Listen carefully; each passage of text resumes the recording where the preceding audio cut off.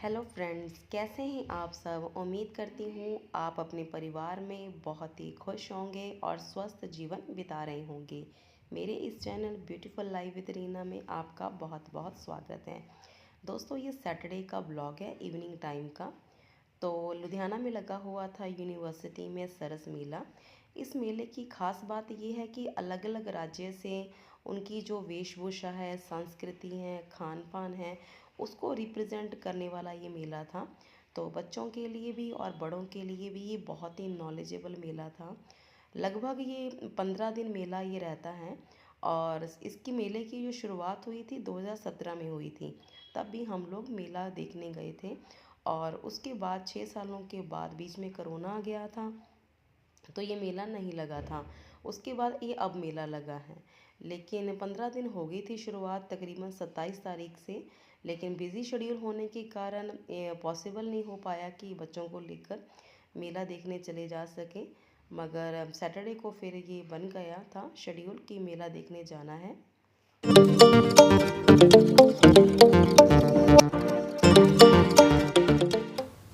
तो ब्लॉग की शुरुआत कर रही हूँ।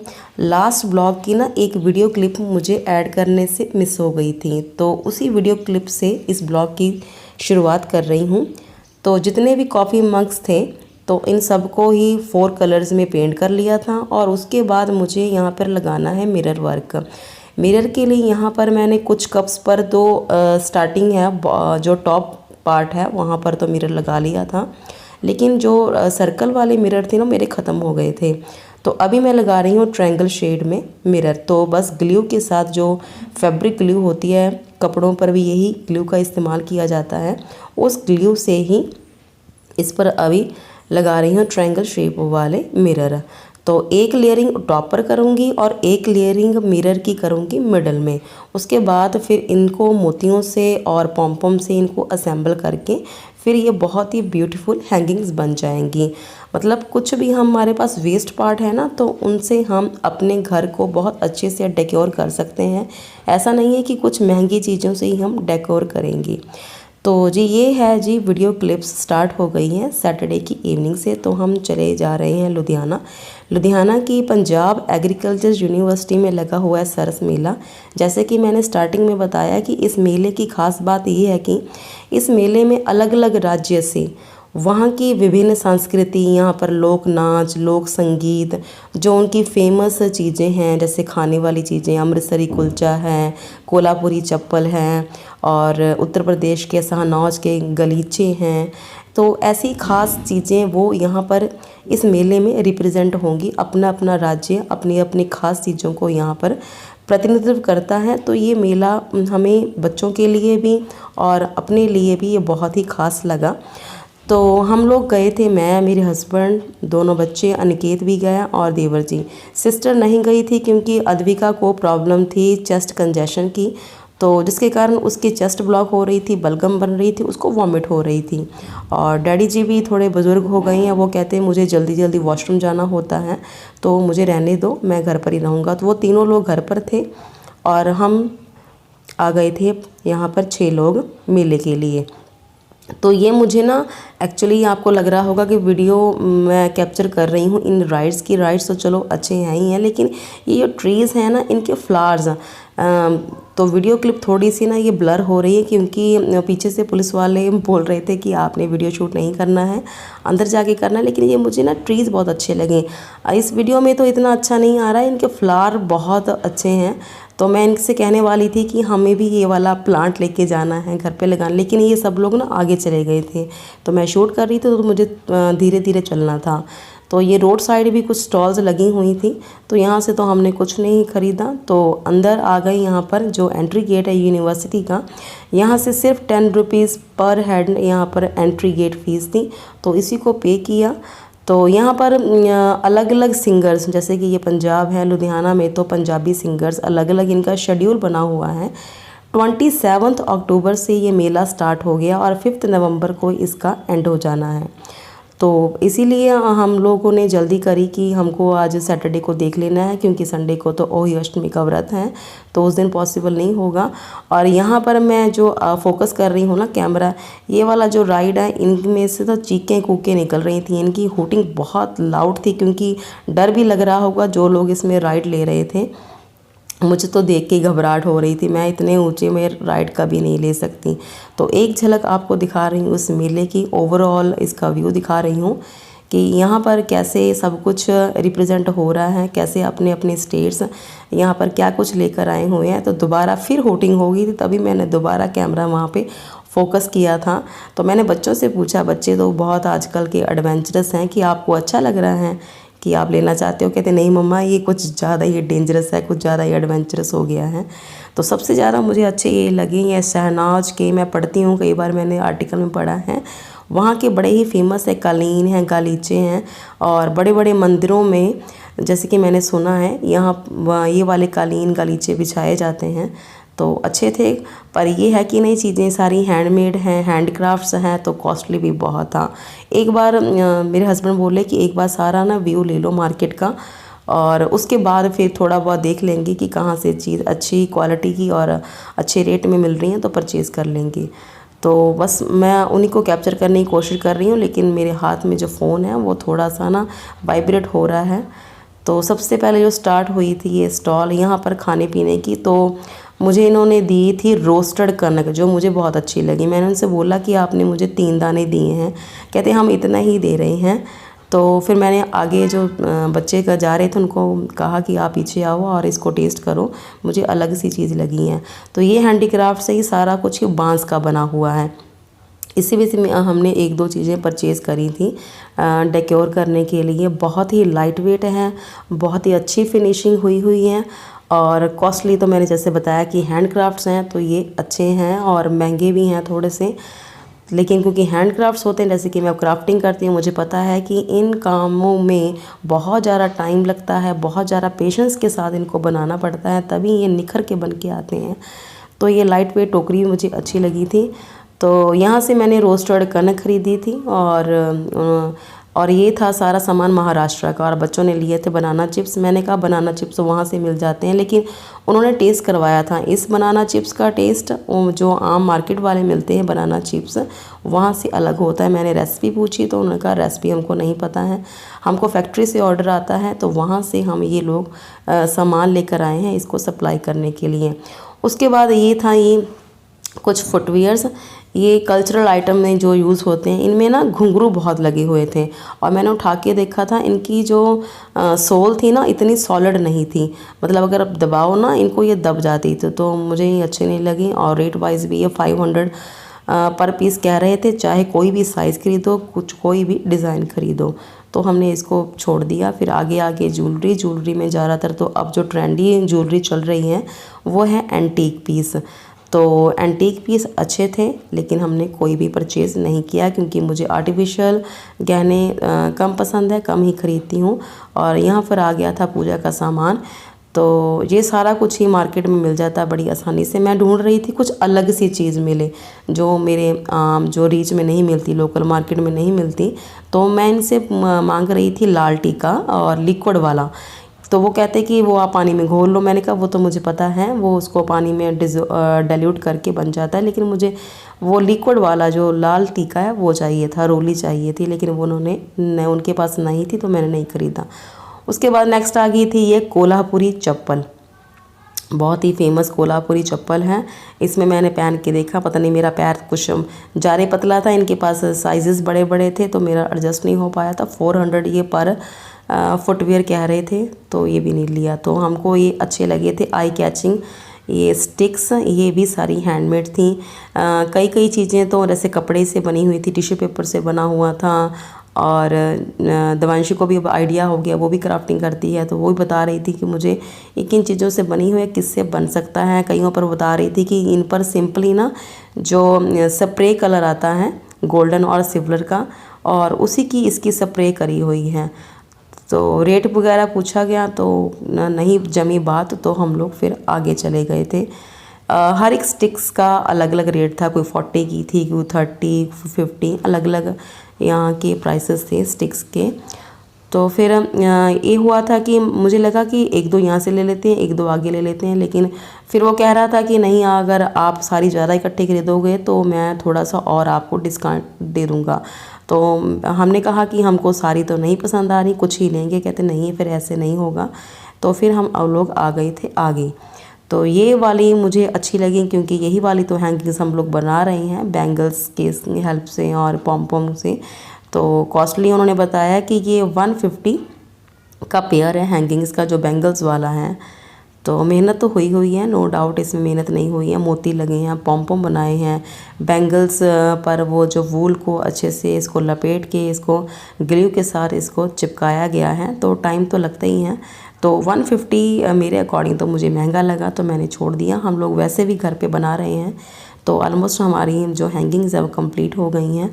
इसके अलावा हमने ना वो छोटे छोटे जो ये घोंसले हैं वो ले लिए थे, वो मुझे अच्छे लगे थे।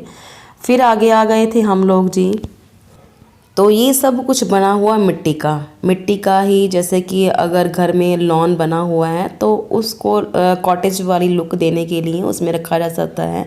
ये सारा कुछ ही मिट्टी की फिनिशिंग करी हुई है। ये दिवाली डेकोर के लिए कैंडल्स आए हुए हैं।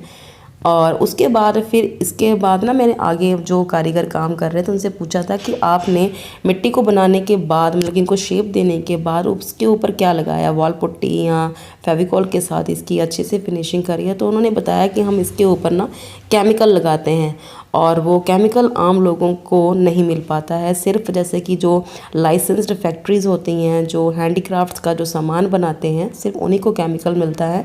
और ये पाउडर फॉर्म में केमिकल होता है, और इसको ना यूज़ करना भी बड़ा मुश्किल होता है, हमारे हाथ भी ख़राब हो जाते हैं। तो वो साइड में बैठे हुए बना रहे हैं। मैं दोबारा आ गई थी उनसे पूछ कर देखने के लिए कि क्या कुछ बना हुआ है। टेबल बना हुआ है, और जो आजकल ट्रिबल्स वाली जो चली हुई ना, या संस्कृति पेश करने वाले अलग अलग स्टेट्स के, जैसे कि पंजाब के भांगड़ा करते हुए गिद्धा डालती हुई लड़कियाँ, उनके करैक्टर वाले भी यहाँ पर शेप्स दी गई हुई थी। तो अच्छे थे। और कॉस्ट वाइज तो मैं आपको बता दूं कि सारा कुछ ही महंगा था। और सबसे इम्पॉर्टेंट बात, इनकी जो ड्यूरेबिलिटी वो कम है। अगर लगता है कि आप संभाल लोगे अच्छे से तभी इसको ख़रीद सकते हैं, क्योंकि अगर ये गिरेंगे तो टूटेंगे ज़रूर ही। वो कह रहे थे कि अगर टूटेंगे नहीं तो फिर आप नया कैसे ख़रीदोगे। तो ये लोग वो थे जो वो केमिकल वगैरह पाउडर बना के रखा हुआ था, वो साथ ही साथ इसको अपना हैंड वॉश भी कर जाते हैं, क्योंकि कहते हैं कि नहीं, ये केमिकल हाथ हमारे काट देता है। तो मैंने उनसे बोला आप ग्लव्स पहन के काम करना, तो वो हंसने लग गए। कहते ग्लव्स पहन के वो वाली शेप नहीं आ पाएगी। तो फिर हम लोग जी आगे, क्योंकि बताया ना यहाँ पर जो लोक नाच और लोक संगीत को पेश करने के लिए अलग अलग जगह के सिंगर्स भी आते हैं। तो उनके अभी सिंगर्स के आने का टाइम था, तो तब तक ये हुआ था कि टाइम ना वेस्ट किया जाए, थोड़ा मार्केट में और घूम लिया जाए। तो वंशी कह रही थी मम्मा ये मुझे पसंद आया है, ये छोटे छोटे से नेस्ट, ये भी हैंडीक्राफ्ट से बड़ी आसानी से बन सकते हैं अगर घर पे बनाने चाहें, क्योंकि बैंगल्स का इस्तेमाल किया हुआ था, बैंगल्स कपड़े का और जो वुडन का। तो यहाँ पर दवांशी ही ट्रांजैक्शन कर रही थी, तो और ये चीज़ें भी अच्छी लगी। तो ये भी वो दवांशियाँ मुझे समझा रही कि ये चीज़ें भी आसानी से बन सकती हैं, ये बांस की बनी हुई हैं, लेकिन ये मुझे एक अच्छी लगी थी। एक इसमें से हम लोगों ने अद्विका ले ली थी कि वो अपनी छोटी छोटी चीज़ें इसमें हेयर पिन्स और हेयर क्लिप्स रख लेगी। तो एक हमने एक कलर वाला, बाद में इसको ना पेंट करा हुआ है, अच्छा लग रहा था। फिर हम आगे आ, क्योंकि हमने ना ये फ्लावर स्टिक्स तो खरीदनी थी, तो इनसे भी पूछा गया था सारी चीज़ों का रेट। और इसमें थोड़ा अच्छे लगे थे हम लोगों को, क्योंकि जो पहली वाली जो स्टॉल आई थी ना, उनकी जो ड्यूरेबिलिटी अच्छी नहीं थी, क्योंकि हाथ लगा रहे थे तो उनके ना जो भी उन्होंने जिस भी सोल से बनाया होगा वो टूट रहे थे। तो आगे आ गए थे। तो यहाँ पर मैंने यहाँ पर ना जो वॉइस है रिमूव कर दी थी। यहाँ पर साउथ इंडियन कल्चर का कुछ यहाँ पर आइटम पेश हो रही है, मीन्स ये कुछ रामायण का किसी पोर्शन को दिखा रहे हैं। मैं अच्छे से दूर खड़े थे हम लोग, अच्छे समझ नहीं पाए थे, और उन्हीं का ही संगीत पीछे से बज रहा था। तो फिर हम लोगों ने आगे तो बच्चों को लग गई थी भूख, और फिर सोचा गया कि अब मार्केट का जो थोड़ा सा शॉपिंग का काम है इसको करेंगे पोस्टमैन और कुछ खाना पीना खाएंगे। लेकिन मुझे होता है कि कुछ अलग सी चीज़ यहाँ से देखूँ कि जो अलग अलग स्टेट से जो आई हैं उनकी खाने पीने की आइटम्स उसको ही ट्राई किया जाए। लेकिन बच्चों को तो बस वही होता है कि जो हमने खाया हुआ है उसका टेस्ट हमको पता है, हम वही खाएंगे, अदरवाइज़ हमने ख़रीदा तो फिर वो वेस्ट हो जाएगा, आप ही लोग खाओगे। तो ये जाते जाते रास्ते में ना इस पर भी मेरा ध्यान गया था। ये भी बहुत अच्छी फिनिशिंग वाली वुडन पर ना पेंटिंग करी हुई थी। एक्चुअली इंग्रेव्ड था, ये पेंटिंग नहीं थी, इंग्रेव्ड था वुडन पर ही। जो अलग अलग टूल्स की हेल्प से ना इसको इंग्रेव किया हुआ और साथ में ये वाले मेटल के बने हुए थे जो ट्रिबल्स करैक्टर थे। और आजकल जो फेमस हो रही है रेजिन आर्ट, जो इनको महारत है वो रेजिन आर्ट बहुत अच्छे से करते हैं, उसके भी यहाँ पर आइटम्स काफ़ी थी। और ये थी स्टोन को क्रश करके पेंटिंग बनी हुई थी। इनकी जो प्राइस वो बता रहे थे तकरीबन 1500, 1600, 1700 इतनी ही बता रहे थे। इनसे कम कहते हमारी यहाँ पर स्टॉल पर कुछ भी नहीं है। लेकिन वाकई जो चीज़ें यहाँ पर वो डिस्प्ले रखी हुई थी ना वो बहुत ही अच्छी क्वालिटी की थी, बहुत ही अच्छी फिनिशिंग की आई हुई थी। तो उसके बाद हम आ गए थे, ये राजस्थान की स्टॉल लगी थी। ये सारी आइटम्स तो वो कह रहे थे फैक्ट्री से हम परचेज़ करके लेकर आए, लेकिन ये जो बिना ब्रांड के दिख रहे थे ना पैकेट्स, ये कुछ बड़ियाँ थी वहाँ की जो फ्रांस बीन को सुखा कर कुछ बना हुआ था अलग अलग। कईयों पर तो टैग भी लगे थे, कईयों को ऐसे ही बिना टैग का, तो वो बता ही रहे थे कि क्या चीज़ें वो उन्होंने डिस्प्ले करी हुई थी। फिर ये था कि पता नहीं कैसा बनेगा खाना, ये हम लोगों ने उसको परचेज़ नहीं किया। तो बच्चों का ध्यान इधर ही था कि महाराष्ट्र का है, तो महाराष्ट्र का फेमस है जी बटाटा वड़ा। तो एक दिन मैंने भी बनाया था बटाटा वड़ा, वो बच्चों को पसंद आया था। फिर वो कहते हैं कि नहीं हमने वो महाराष्ट्र स्टाइल वाला खाना है तो वही ऑर्डर करते हैं। तो उन लोगों ने वो ऑर्डर किया, लेकिन उनको वो पसंद नहीं आया। जो घर पे बना था वो ज़्यादा अच्छा लगा था। और कॉस्ट वाइज उन्होंने पर प्लेट दी थी 100 रुपीज़ की। खाना तो खैर जब बाहर जाते हैं कहीं किसी भी टूर पे जाते हैं तो खाना तो कॉस्टली होता ही है, लेकिन जो हमारा जो टेस्ट बना होता है ना घर वाला टेस्ट, वो वाला नहीं मिल पाता है। तो एक ही प्लेट खाई थी, टेस्ट भी नहीं अच्छा लगा। वो कह रहे थे कि हमारा पेट भी नहीं भरा तो कुछ और ट्राई करते हैं।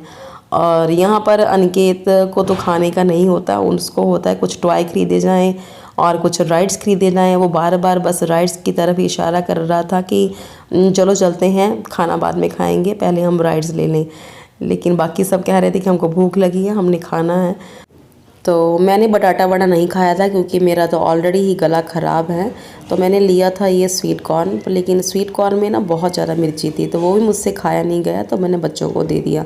तो मैं यहाँ पर देख रही थी कि कहाँ कहाँ से स्टेट से चीज़ें आई हुई हैं खाने पीने वाली, वो ट्राई करते हैं। तो मेरी नज़र ये पड़ी थी सिड्डू पर, तो सिड्डू लगा, फिर देख कर भी आए थे और ये स्टीम्ड था।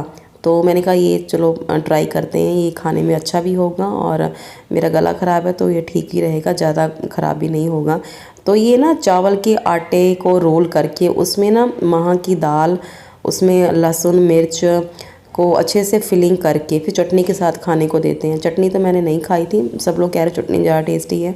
मैंने इसी को ही ट्राई किया था, मुझे ये खाने में बहुत अच्छा लगा क्योंकि देखो एक तो ना ये स्टीम्ड था, बिल्कुल भी इसमें ऑयल नहीं था और फ्राइड नहीं था। उसके बाद ये ले आए थे जलेबी कह लो या जलेब कह लो, ये बहुत ही बड़ी साइज़ में थी, मीठी भी थी पूरी अच्छे से ना, इसमें शुगर सिरप भरी हुई थी। जैसे ही उठाते थे खाने के लिए ना शुगर सिरप नीचे गिर जाता था। तो एक इंसान तो इस जलेब को तो खा ही नहीं सकता। ये जलेब थी गोहाना का कोई मशहूर दुकान, वहाँ पर ना स्टॉल पर नाम लिखा हुआ था, तो वहाँ की थी। कहते हैं कि बहुत ज़्यादा फेमस है वहाँ की। तो उसके बाद फिर बच्चों ने मंगाया अमृतसरी चना कुलचा, और कुलचा तो अच्छा था, बच्चे कह रहे थे चने बिल्कुल ही फीके हैं, कोई ऑयल नहीं है, कोई मसाला नहीं है। और हस्बैंड लेकर आए थे ये राजस्थान की ना राज कचौड़ी, मूंग दाल की कचौड़ी हैं, तो वो खा रहे थे, कह रहे थे कि ले लो टेस्ट कर लो। मैंने कहा ये फ्राइड है, मेरा गला और ज़्यादा सवियर पेन करेगा क्योंकि नेक्स्ट डे व्रत है तो मैं अच्छे से व्रत नहीं रख पाऊँगी। मुझे ऐसा करो कुछ गरम गरम कुछ पिला दो जैसे कि चाय या दूध। तो फिर यहाँ पर नज़र पड़ी थी कश्मीरी गुलाबी चाय पर, तो वो ऑर्डर कर दी थी। और यहाँ पर बच्चे कह रहे थे आइसक्रीम खानी है, ये फ्रूट रोलर था, ये अच्छा लग रहा था देखने में, पर ये था कि गला ख़राब हो जाएगा क्योंकि नेक्स्ट वीक उनका ट्रिप भी है, उसके बाद फिर उनके एग्ज़ाम है, फिर फंक्शन भी आ रहा है। तो मैंने कहा मत ही करो, तबीयत ख़राब हो जाएगी। वे सारी चीज़ें डिले हो जाएंगी। तो हम बच्चों ने तो चाय नहीं पी, हम तीनों ने, बड़े लोगों ने ही चाय पी। चाय का टेस्ट अच्छा था। इसमें अलग तरह के मसाले ना इसमें डाले हुए थे। वो मसालों का टेस्ट जैसे कि नॉर्मली मैं चाय बनाती हूँ, जैसे अदरक की चाय होगी या लौंग इलायची या वैसे मसाला होता है, वो वाले बिल्कुल ही डिफरेंट टेस्ट था ये मसालों का। तो अच्छी लगी ये चाय। एक कप यहाँ 50 रुपीज़ का दे रहे थे, लेकिन यह कि मेरे गले को राहत मिल गई थी। कुछ गरम गरम मैंने इनटेक कर लिया था। फिर बच्चों ने काठी रोल मंगवा लिए, तो बस खाते पीते गए हैं। तो क्योंकि घर जाकर तो किसी ने खाना खाया नहीं था, और वहाँ पर मुझे कहने लगे बच्चे कि चलो हम कैमल राइडिंग करते हैं। मैंने कहा कैमल राइडिंग यहाँ पर कैसे होगी, इतनी ज़्यादा कंजस्टेड एरिया है। और ये चार्ली चैपलिन का कैरेक्टर बना हुआ था आदमी, बच्चों को बहुत एंटरटेन कर रहा था। कई तो पिक्स भी करवा रहे थे और कई डर भी रहे थे। तो इसको भी मैंने अपनी वीडियो में कैप्चर कर लिया था। और भी कई तरह के कैरेक्टर बने हुए थे। फिर लास्ट टाइम क्योंकि हमारा ध्यान तो बार बार फूलों की स्टिक्स पर ही जा रहा था, तो फिर यहाँ पर ना देवांशी एक बार पूछ के आई थी, तो उसको लगा कि ये रेट सही है, क्योंकि हम पहले जो 2 स्टॉल थी ना उसको छोड़ कर आए थे, तो उसको आइडिया हो गया था कि ये सही रेट में मिल रही हैं।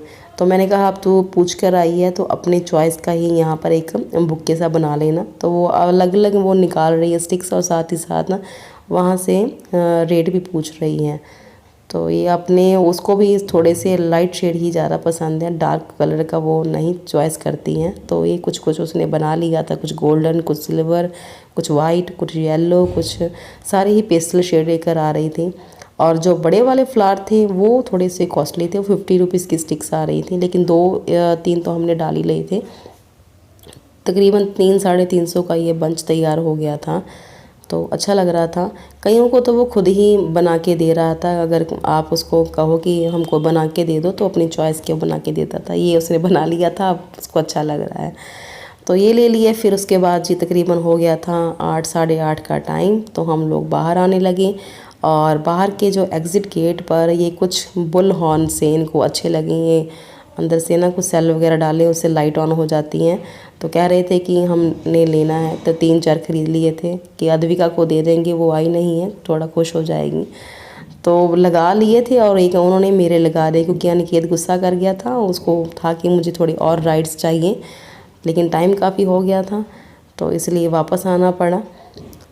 तो अब एक मेरे लगा दिया, तो ऐसा लग रहा था कि हम लोग ना सबको लाइटनिंग दे रहे हैं, क्योंकि जो पार्किंग एरिया था वहाँ पर थोड़ी सी ना मध्यम रोशनी थी। तो मैंने कहा ठीक है, लगाते चले जाओ, जब तक गाड़ी में नहीं बैठते हो थोड़ा सा गाइडेंस मिल जाएगी, रोशनी मिल जाएगी।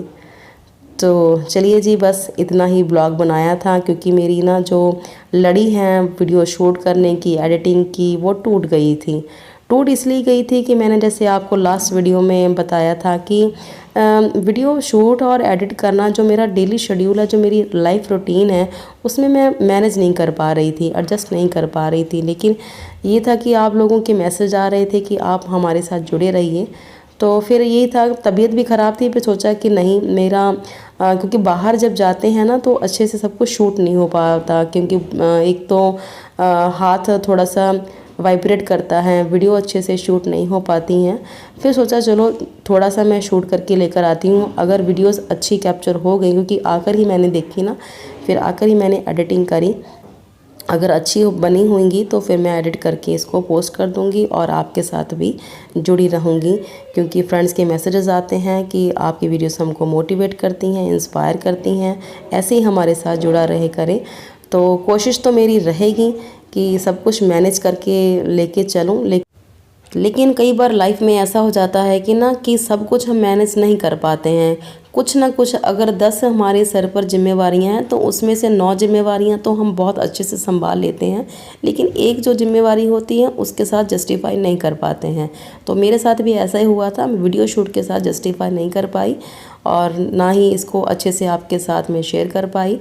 कोशिश तो मेरी रहेगी कि किसी ना किसी माध्यम से आपके साथ जुड़ी रहूं, चाहे कोई टूर ब्लॉग बना लूं, या फिर कुछ शॉपिंग का ब्लॉग बना लूं, या फिर दिवाली डेकोर पे बना लूं, या कुकिंग का ब्लॉग बना लूं। तो हम आ गए थी जी घर पर मैंने बताया था कि डैडी जी अद्विका और सिस्टर नहीं गए थे। अनिकेत थक भी गया था, गुस्से भी हो गया था, आकर लेट गया था। तो ये बच्चे ना जब बुल हॉर्न्स लेकर आए थे तो लगाकर ना अद्विका का रिएक्शन जानने के लिए अब सब लोग बारी बारी एंटर कर रहे हैं कि कैसे उसका रिएक्शन होता है, वो डरती है कि हंसती है कि क्या करती है। तो सभी लोग बारी बारी बुल हॉर्न्स लगाकर अंदर आ रहे हैं। तो चलिए जी, बस इतना ही मैंने वीडियो शूट करा था। मिलती हूँ आपसे नेक्स्ट ब्लॉग में, तब तक अपना और अपने परिवार का बहुत रखिएगा ख्याल। अगर वीडियो अच्छी लगे, मेरी वीडियो कुछ भी पसंद आता है तो वीडियो को लाइक कर देना। अगर चैनल पर पहली बार आए हैं तो चैनल को भी ज़रूर सब्सक्राइब करके जाना।